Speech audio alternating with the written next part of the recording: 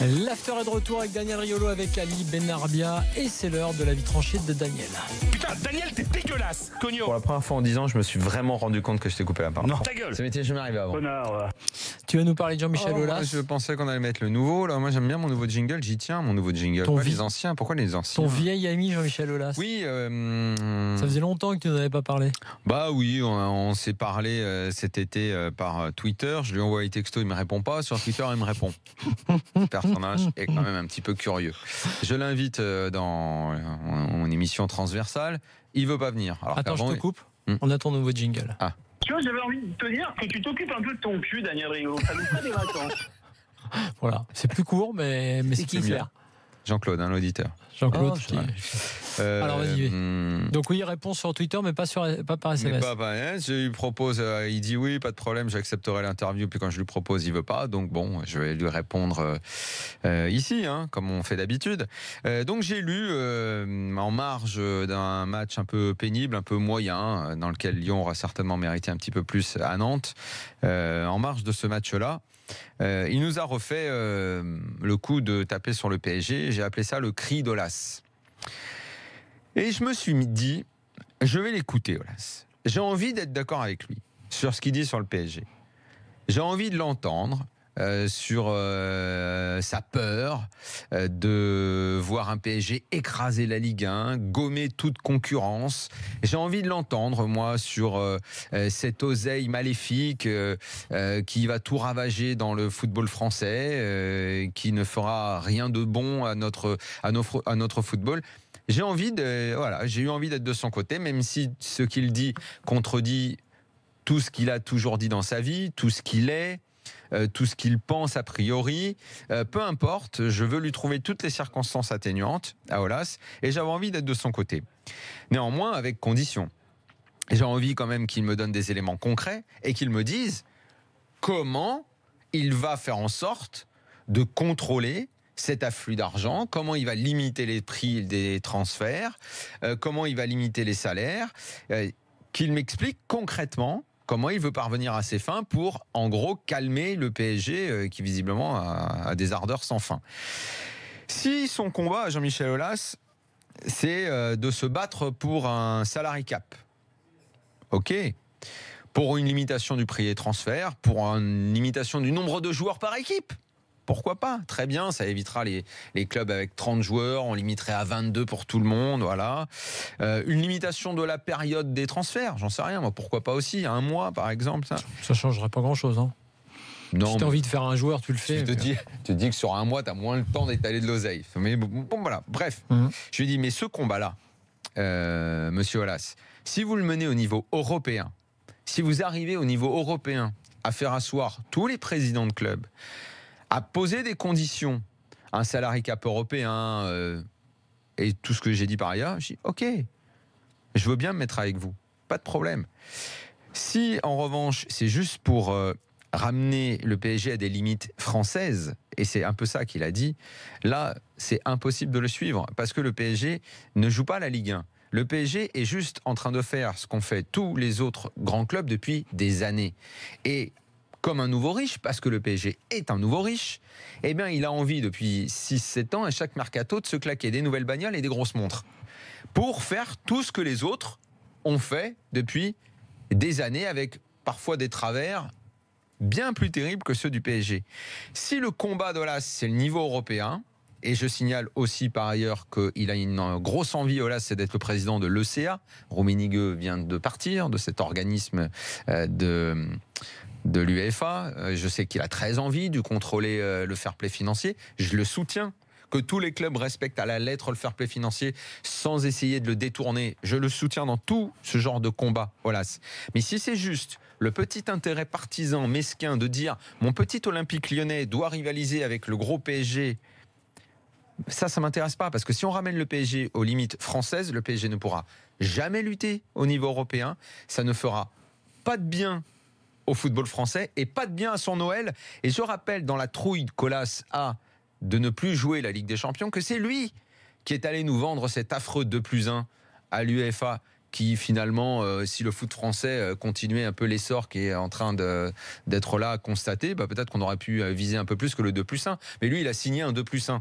Ce qui fait que ça limite un peu nos participations en Ligue des Champions. Donc, pour conclure, Olas, au niveau européen, je te suis. Mène ton combat, explique-moi comment, parce que ça va quand même être très, très, très compliqué. Et j'ai beaucoup de mal à croire qu'on a la moindre petite chance de gagner ce combat.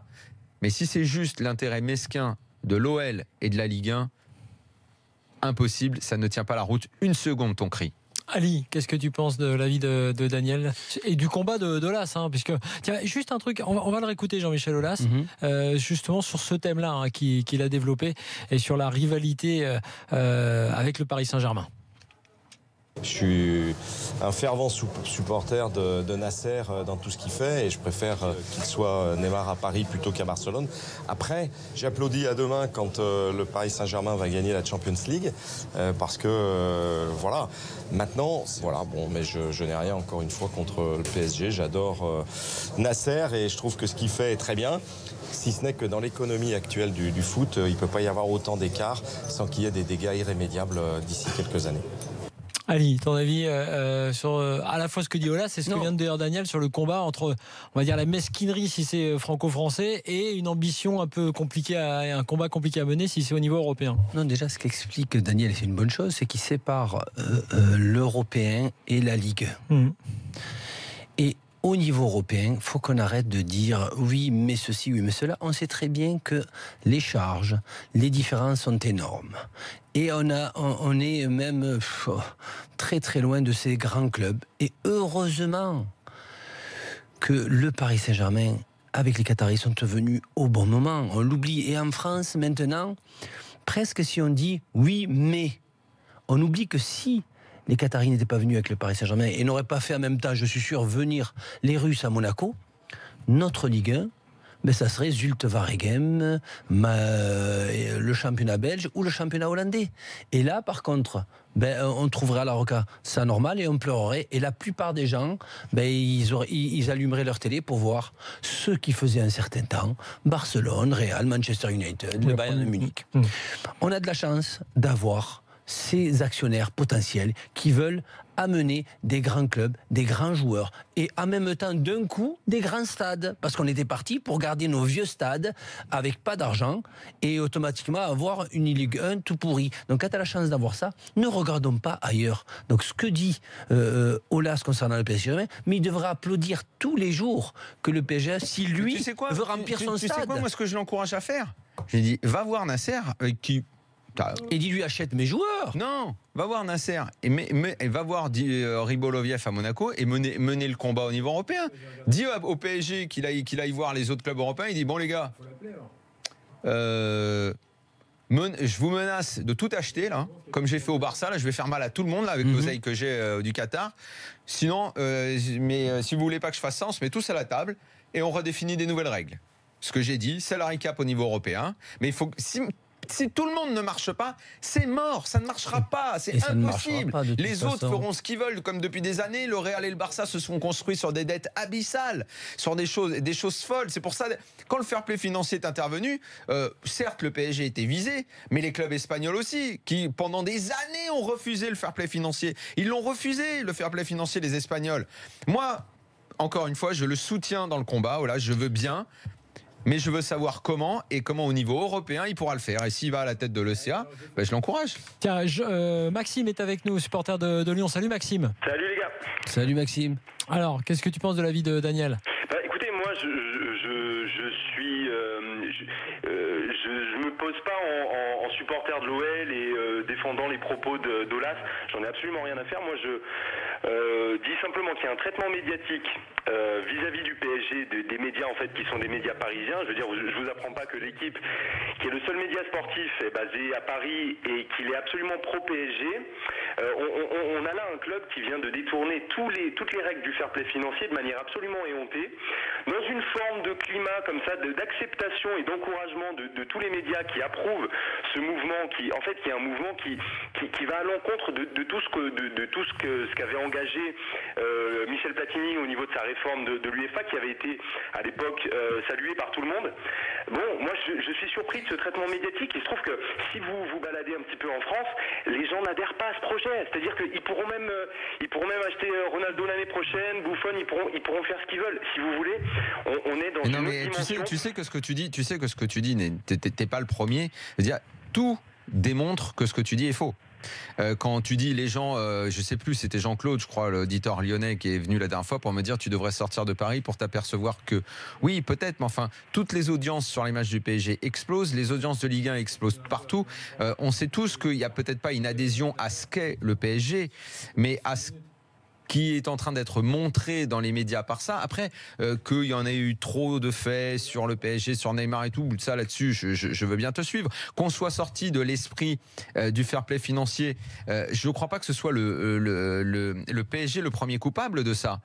Et d'ailleurs, sache-le, on sera tous pour que le PSG reste dans les limites et aucun média, là tu te trompes, aucun média ne couvrira un éventuel abus. Tout le monde sera là pour le dénoncer. Nous les premiers, on est là, on guette, on attend juste. Nous, on a voulu savoir comment ils avaient fait Mbappé, un prêt ou pas un prêt. T'inquiète pas, personne Daniel, ne passera rien sous silence. Hein. Alors Maxime, je te rassure, on va continuer, mais il va être 23h. Dans quelques instants, on va continuer avec Maxime, avec Jean-Claude qui nous a appelé aussi, c'est Jean-Claude dont tu parlais tout à l'heure, avec Ali qui va réagir, mais avec aussi Jean-Michel Aulas qui va répondre à nos questions parce que il a effectivement répondu sur Twitter et il a dit trop de bêtises, c'est pas possible. Daniel, appelle-moi que je puisse répondre. Mais pourquoi il m'envoie pas un SMS? C'est incroyable. Il écoute l'after, il tweet. Il écoute l'after, il tweet et il va être avec nous dans l'after dans quelques instants. Jean-Michel Aulas, le président de Lyon, dans l'after avec les supporters de Lyon 32-16. On se retrouve tout de suite dans l'after. À bientôt et juste après 23h. Donc soyez bien là parce qu'on va débattre